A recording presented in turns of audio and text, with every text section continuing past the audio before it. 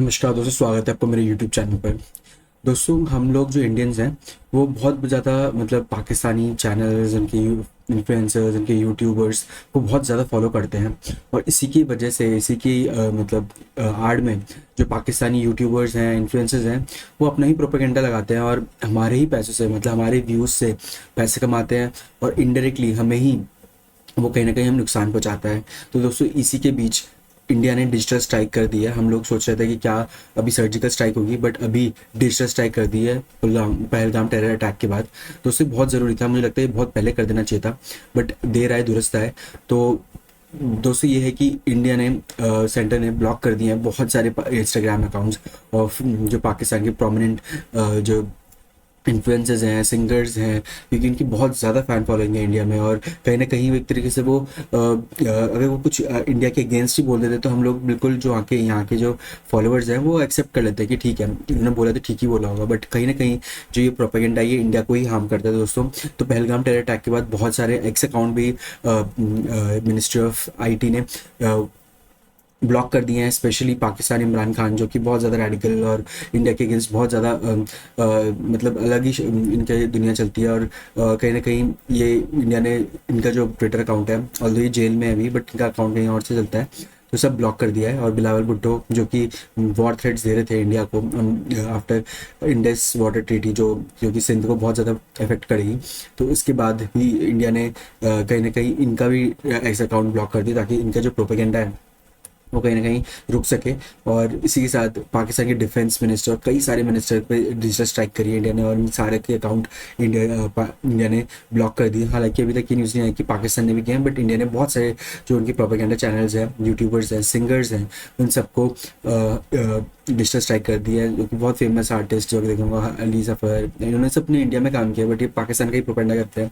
They do not even एक gesture भी नहीं दिखाते हैं कि यहाँ पे काम करके इंडिया से काम कम कर रहा है, इनसे पैसा कमाए, बट एटलीस्ट कोई एक सॉफ्ट कॉर्नर रखें। बट ऐसा बिल्कुल भी नहीं है। दे आर टोटली आईएसआई का जो भी इनका प्रोपेगेंडा रहता है वही ये आगे बढ़ाते हैं। बहुत सारे जो पाकिस्तान की जो आर्मी की जो वॉर सॉन्ग्स है उसमें भी ये सब एक्टर्स वहाँ रहते हैं। और कहीं ना कहीं इंडिया ने जो इंस्टाग्राम अकाउंट्स ब्लॉक किए, इससे बहुत ज़्यादा इन पर इफेक्ट पड़ेगा, क्योंकि आप देख ही सकते हो दोस्तों कि इंडिया की पॉपुलेशन कितनी ज़्यादा है और कितने इंटरनेट यूज़र्स हैं। अराउंड 70-80 करोड़ के अराउंड तो इंडियन के अभी इंटरनेट यूज़र्स ही हैं। और पाकिस्तान को हम लोग बहुत लोगों को तो पता भी नहीं होगा कि ये इंडिया पाकिस्तान के अकाउंट्स हैं। जो बहुत ही एवरेज लोग होंगे उनको पता भी नहीं होगा कि सब इंडिया के गाने उसमें लगाएंगे, इंडिया की तरह ही बातें करते हैं। तो कहीं ना कहीं हमें ऐसे लगता है कि इंडियंस ही हैं, और कई सारे इंडियंस ने फॉलो किया है, बट ये लोग पाकिस्तानी हैं और बहुत ज़्यादा इंडिया के अगेंस्ट प्रोपेगेंडा भी करते हैं। बट ये कहीं ना कहीं हम लोग जान देते हैं ना, क्योंकि ये लोग बहुत बड़े सेलिब्रिटी बन चुके थे। तो मुझे लगता है कि बहुत ज़्यादा अच्छा इफेक्ट किया। और पाकिस्तान के जो शहजाद शरीफ का जो यूट्यूब चैनल है PM, वो भी इंडिया ने ब्लॉक कर दिया है, क्योंकि इनका अलग ही प्रोपेगेंडा चलता रहता है कि इंडिया ने फॉल्स फ्लैग ऑपरेशन और न जाने क्या क्या ये फॉल्स एलिगेशन लगाते हैं। हालांकि सारे जो भी टेररिस्ट ऑर्गेनाइजेशंस हैं, एलिटी खासकर, जो हमारे इंडिया को अटैक करता है, लश्कर तैयबा, हाफिज सईद बिल्कुल वहाँ घूमता है, बट ये उसके अगेंस्ट तो कोई कार्रवाई करते नहीं है। बट इंडिया के ही इंडिया पे एलिगेशन लगाते हैं कि इन्हें फॉल्स फ्लैग अटैक किया होगा, ये खुद ही लोग मरवाए होंगे, इस तरीके से बेवकूफ़ी वाली बातें। हालांकि उसामा बिन लादेन भी इनके यहाँ पकड़ा जाता है, तब भी इन लोगों को शर्म नहीं है कि एटलीस्ट कोई एक्शन ले, स्ट्रिक्ट एक्शन ले, ताकि इंडिया के साथ इनके रिलेशंस बेहतर हो पाए। तो ये पाकिस्तान ने खुद ही करा है। चाहता पाकिस्तान की अच्छे से इंडिया के रिलेशन होते तो बहुत ज़्यादा उसी को बेनिफिशियल होता कि बड़े लेबर्स के साथ पाकिस्तान है।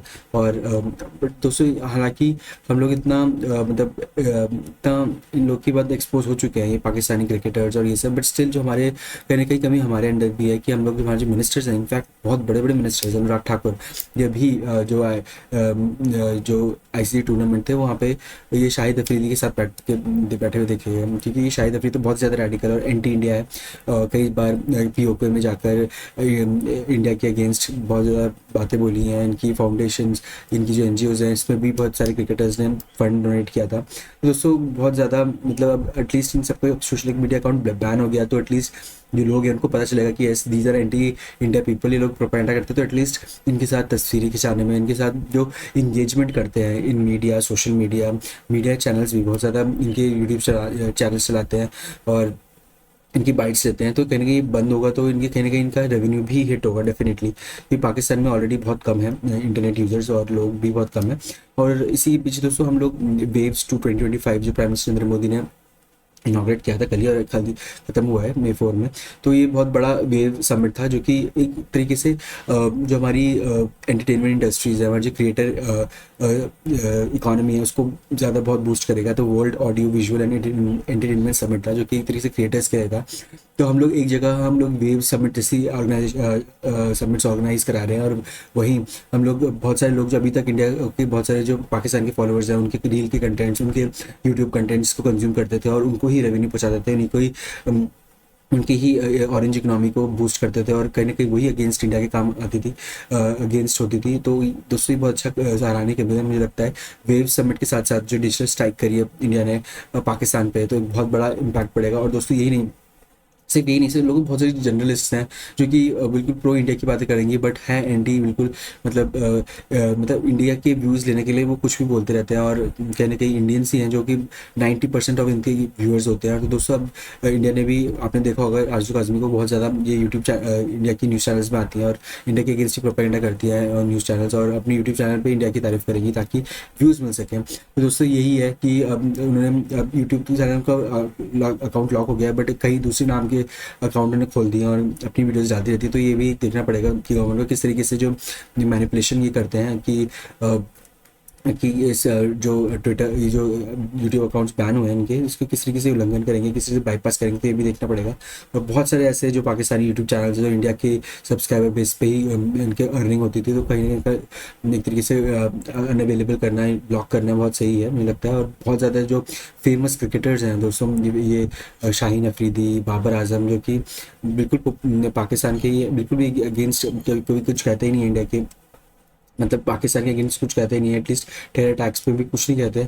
तो इन सारे लोगों के अकाउंट्स बंद होना है। अरशद नदीम का भी अकाउंट, जो ओलंपिक गोल्ड मेडलिस्ट था, उसका भी अकाउंट इंडिया ने ब्लॉक कर दिया। तो मुझे लगता है बहुत बड़ा ये अच्छा सराहनीय कदम है। शोएब अख्तर दोस्तों, जो कि बहुत ज़्यादा मतलब इंडिया की बिल्कुल सारे चैनल्स उसको कवर करते थे, इंडिया की 80% उनके व्यूअर्स रहते थे, और बहुत सारे लोग के इंस्टाग्राम अकाउंट और यूट्यूब चैनल्स बंद किए, बहुत से न्यूज़ चैनल के अकाउंट्स बंद किए हैं।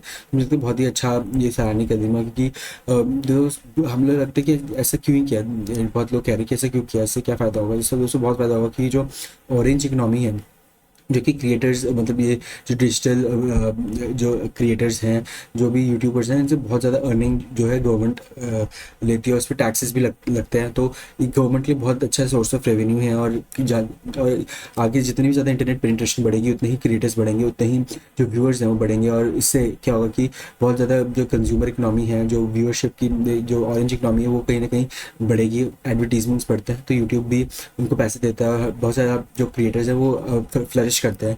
तो इससे ही गवर्नमेंट एक तरीके से इस सेक्टर में एक टैक्स के थ्रू काम कमा सकती है। तो ऑरेंज इकनॉमी बहुत इंपॉर्टेंट है इंडिया के लिए। मुझे लगता है कि हम जैसे इंडियंस को, जो कि बहुत ज़्यादा अभी तक व्यूज़ देखते थे पाकिस्तान की, तो कहीं ना कहीं हमारे लिए भी लेसन है कि हमें खुद ही ये बैन कर देना चाहिए था इन लोगों को देखना, बट हम लोग, गवर्नमेंट ने कर दिया है, तो मुझे लगता है अच्छी बात है।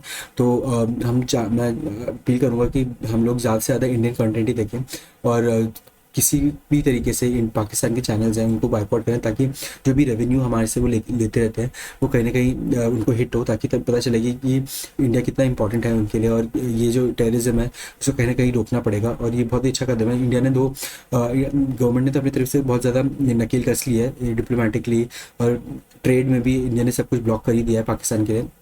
और पाकिस्तान को बहुत ज़्यादा ज़रूरत होती फूड आइटम्स की, स्पाइसेस की, फार्मास्यूटिकल्स की, तो सारे इंडिया ने ब्लॉक कर दिए हैं, और कहीं ना कहीं इससे पाकिस्तान को बहुत ज़्यादा इम्पैक्ट पड़ेगा। और ये जिसकी आर्मी है और जो पॉलिटिकल पार्टीज़ हैं, पॉलिटिकल एस्टैब्लिशमेंट जो भी हैं इनके, ऑल्दो बहुत ज़्यादा सब आर्मी के ही अंडर काम करती हैं इनडायरेक्टली, तो कहीं ना कहीं उन पर जब तक इकोनॉमिकली प्रेशर नहीं पड़ेगा, सिटीजन्स का प्रेशर नहीं पड़ेगा, तब तक ये टेररिज्म है, ऑल्दो ये बंद नहीं करने वाले मुझे पता है, बट कहीं ना कहीं थोड़ा बहुत इंपैक्ट ज़रूर पड़ेगा मुझे लगता है कि इन सब छोटी छोटी चीज़ों से। तो दोस्तों यही था कि किस तरीके से इंडिया ने डिजिटल स्ट्राइक करी और कितना ही इंपॉर्टेंट था ये, क्योंकि इससे कई कई जो इनका प्रोपेगेंडा तो फैलता ही था, सॉफ्ट पावर कहीं ना कहीं पाकिस्तान की फैलती थी, और इससे जो पैसा है इंडिया के व्यूअर्स से जो ये लोग कमाते थे, कहीं ना कहीं इस पर इफेक्ट पड़ेगा, और इससे इफेक्ट पड़ने के कारण जो है एक तरीके से प्रेशर अभी तो नहीं बट धीरे धीरे कहीं ना कहीं पड़ेगा गवर्नमेंट पे, उनकी इस्टेब्लिशमेंट, मिलिट्री इस्टेब्लिशमेंट की जो आप कर रहे हो इंडिया के साथ, जो भी टेररिज्म के खिलाफ आप कर रहे हो, टेररिज्म के साथ आप जो इंडिया को ब्लीड करने की कोशिश कर रहे हो, तो इसका कहीं ना कहीं नतीजा इंडिया सिर्फ मिलिट्री नहीं देगा, हर तरीके से देगा, सॉफ्ट पावर से, डिप्लोमेटिकली, और जो भी मीन्स है ट्रेड के थ्रू इंडिया को, पाकिस्तान को चौतरफा घेरेगा, और कहीं ना कहीं इसका जो खामियाजा है पाकिस्तान को उठाना पड़ेगा। वो ये नहीं सोच सकता कि 26 सिविलियंस हमारे मार के, specifically identifying after their Hindus और रिलीजन के बेसिस पे, तो ये इंडिया बिल्कुल बर्दाश्त नहीं करेगा, और इस पर कड़ा एक्शन इंडिया ने अभी ले लिया। मुझे लगता है मिलिट्री एक्शन लेने की बारी है, और ये बहुत जल्द इंडिया लेगा। तब तक के लिए दोस्तों देखते रहिए, और प्लीज़ कमेंट करिए क्या ये बिल्कुल सही कदम था, और कौन कौन से क्रिएटर्स हैं, और कौन से आपको लगता है कि यूट्यूब में ऐसे चैनल्स हैं जो कि इंडिया के खिलाफ प्रोपेगेंडा करते हैं और अभी तक बैन नहीं हुए, तो प्लीज़ आप कमेंट्स में लिखिए, और हम लोग इसे मिनिस्ट्री को आगे पहुँचाएंगे, ताकि जो और एडिशनल जो प्रोपेगेंडा है उसे कहीं ना कहीं रोक सके इंडिया के खिलाफ। Thank you so much.